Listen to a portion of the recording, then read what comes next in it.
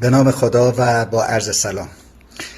برای اینکه یک خیر مقدمی حضور عزیزانی که به تازگی در پیج حضور دارن و ما افتخار خدمت به عزیزان داریم و هم برای یادآوری اون عزیزانی که سالهاست در خدمتشون هستیم به چند مورد اشاره می کنم که امیدوارم اینها رو در نظر داشته باشید و اون هم این هستش که میخوام ببینم آیا می شود با هزینه‌ای کمتر از 150 هزار تومان در سال و با یک آزمایش ساده سلامت خودتون را و خانوادتون را بیمه کنید و از هزینه‌های سرسام‌آور بیمارستانی جلوگیری کنید.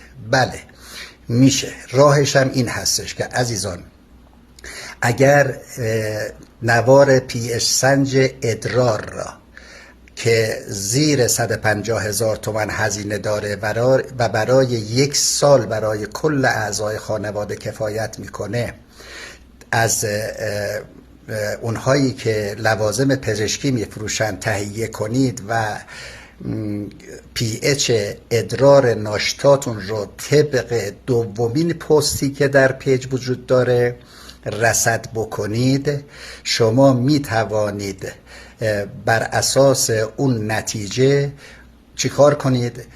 کاری انجام بدهید که سلامت خودتون و خانوادتون رو برای مدتها و شاید برای همیشه بیمه کنید. راهش هم این هست، وقتی که تست کردید و نتیجه تستتون رو دیدید که پی اچ ادرار ناشتاتون زیر عدد 7 هست، مطمئن باشید بدن شما در معرض خطره.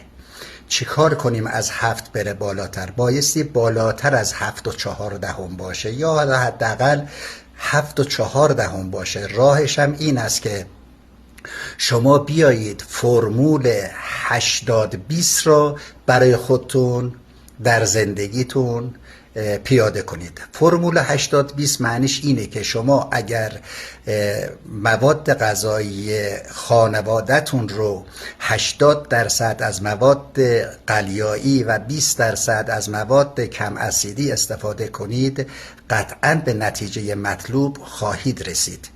برای اینکه بتوانید مواد قلیایی و مواد اسیدی را هم تشخیص بدید، خب ما از قبل لیست مواد اسیدی و قلیایی رو در هایلایت پیج قرار دادیم. لطفاً وقت بگذارید اونها را مطالعه کنید و با استفاده از این فرمول خودتون رو چکار کنید؟ آماده کنید برای یک زندگی بدون درد و رنج و بدون مراجعه به بیمارستان ها. خیلی سخت نیست. اولش ممکنه یک مقدار سخت باشه ولی کم کم عادت میکنید.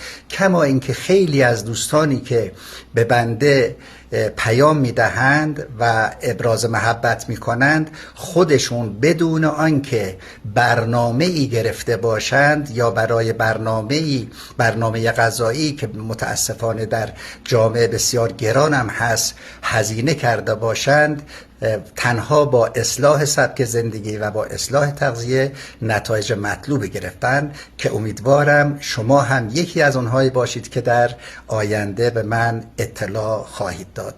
برای همه شما عزیزان، به خصوص برای عزیزانی که جدیداً وارد جمع ما شدن، از خداوند بزرگ سلامتی و دلخوشی آرزو دارم.